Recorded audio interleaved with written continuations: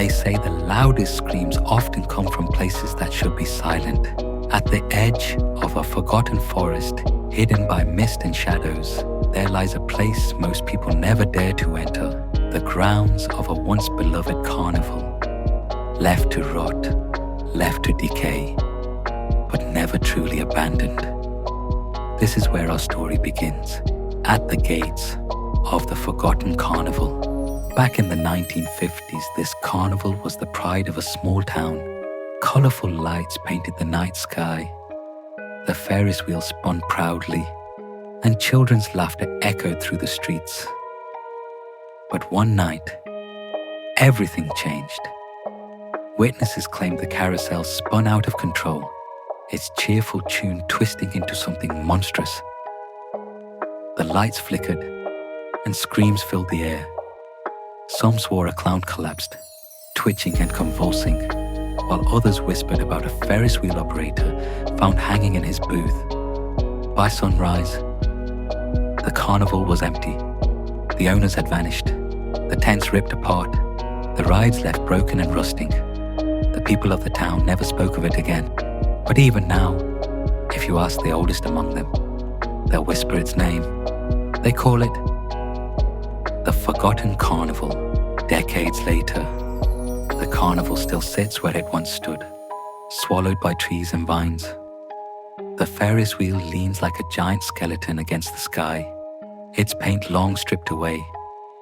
Booths that once sold popcorn and candy apples now crumble with rot. And yet, the air feels heavy here, as though the laughter never left.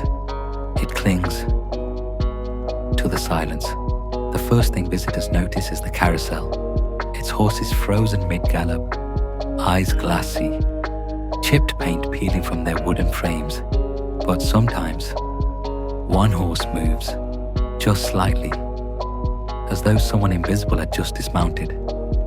The sound of wood creaking fills the stillness, and if you listen closely, you might hear the faint strains of carnival music, a song that should not be playing, because the carousel has been dead for over half a century.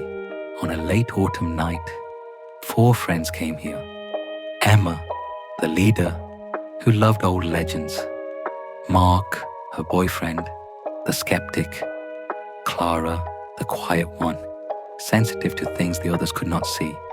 And Jason, the joker, who brought a camera to film everything. They stepped past the rusted gates, flashlights cutting through the fog. Every creak of wood, every crunch of leaves beneath their feet felt like a warning, but they laughed it off, determined to prove the carnival was nothing but a story. As they walked past the carousel, Jason's camera caught something strange. A horse, rocking forward, just once, then still again. Emma saw it too. And then, the music began, software haunting, the same carousel song, drifting faintly on the cold night air. Mark tried to explain it away, just the wind through the pipes. But there was no wind. And Clara whispered something none of them wanted to hear. She said, "It's coming from inside the ride." They pressed on, past the fun house. Inside, the mirrors were shattered, cracked at strange angles. When the friends looked inside, their reflections did not match. Emma's reflection tilted its head when she did not.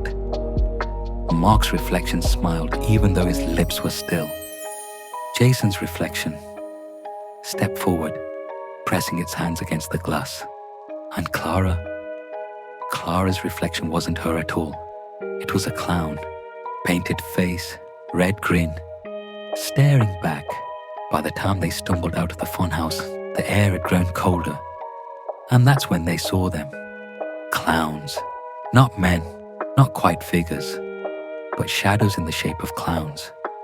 Tall, thin, flickering in and out of the fog.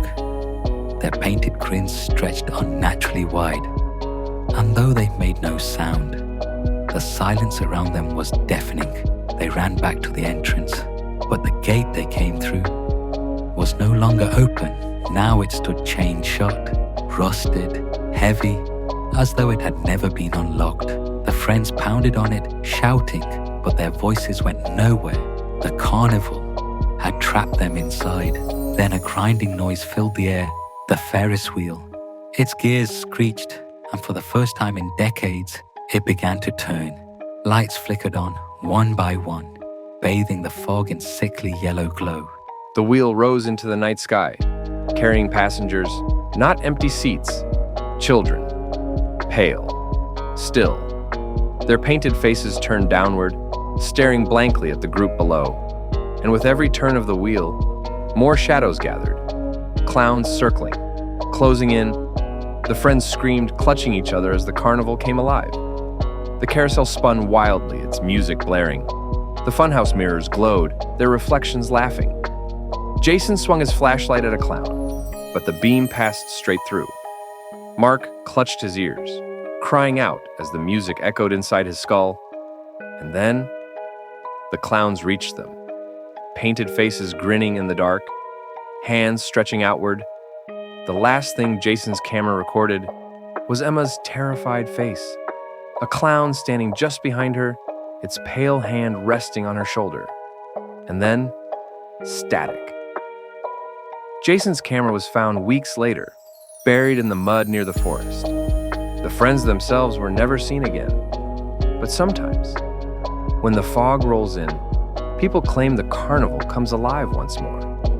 The carousel spins, the Ferris wheel turns, and faintly, ever so faintly, you can hear children laughing, and if you step closer, closer than you should, you may hear them whisper your name.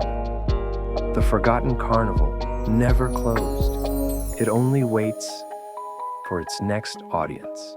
Thanks for watching. Please like, share, and subscribe our channel for more interesting stories.